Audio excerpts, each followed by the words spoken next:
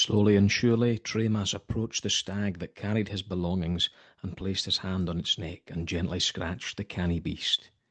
The stag turned to look at Tremass and then lowered itself down to allow him to mount. The other stags followed suit. As Calum approached his mount, he noticed his newly refurbished armour draped on the stag's back. He held it up to the light with a great smile on his face and eagerly equipped himself before mounting his steed. There, adorning his gleaming white armour and bow atop a mighty stag, he looked like a knight of the iron wood. The party, now ready and mounted, set off. Elisa turned to the small dishevelled tree and bowed her head, then gave her call. The powerful creatures gave great bounds and leaps, bouncing their way out of the castle ruins and through the wood at an unbelievable pace. Even with the men in their gear, the stags were clearing 7 feet high with each leap and twice that in length. The men gripped the small vines that served as a harness tightly. With each great bound the men felt as if they would be thrown, but the creatures landed with such grace only to then immediately be bouncing back up in the air. It did not take long for them to find the rhythm, however. Soon rider and beast began to move as one. At this pace they would reach the western end of the ironwood in a matter of hours. The stags did not stumble and seldom stopped. If they did, it was for a swift gulp at the nearest burn or fresh sap from one of the many trees, and then they were off once more, leaping and darting between the trees and bush. The forest grew denser the further they ventured, but it did not impede their progress.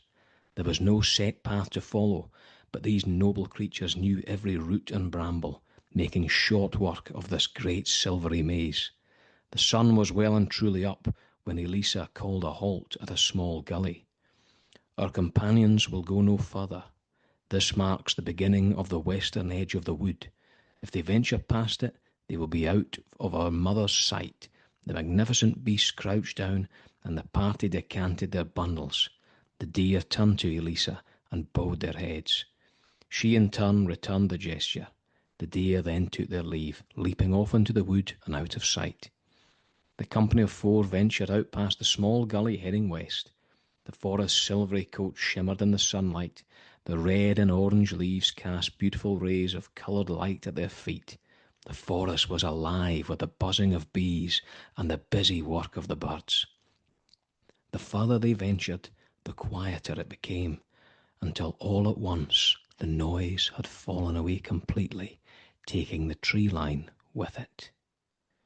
Now the party stood atop a gentle hill above the hill foots, aptly named as the entire community was at the foot of this hill or that, a small collection of towns and villages that were all contained in this great basin, surrounded by mountains to the north and northeast, with more gentle hills to the south and both sides stretching west to the coast.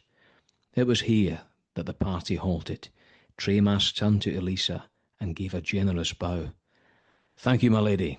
Should you ever need aid, I shall answer your call." Hector followed his lead, and then young Calum gave his bow with a rather mournful look on his face.